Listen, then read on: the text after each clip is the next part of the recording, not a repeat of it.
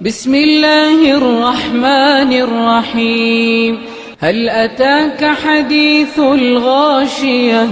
وجوه يومئذ خاشعة عاملة ناصبة تصلى نارا حامية تسقى من عين آنية ليس لهم طعام إلا من ضريع لا يسمن ولا يغني من جوع.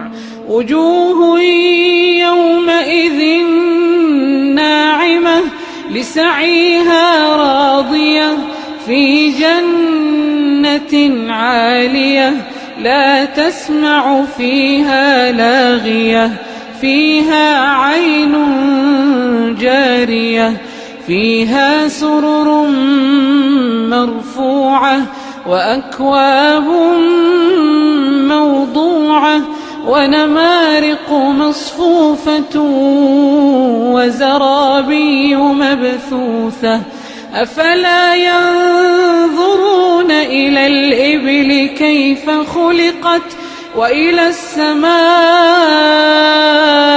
كيف رفعت وإلى الجبال كيف نصبت وإلى الأرض كيف سطحت فذكر إنما أنت مذكر لست عليهم بمسيطر إلا من تولى وكفر فيعذبه الله العذاب الأكبر إن إلينا إيابهم ثم إن علينا حسابهم.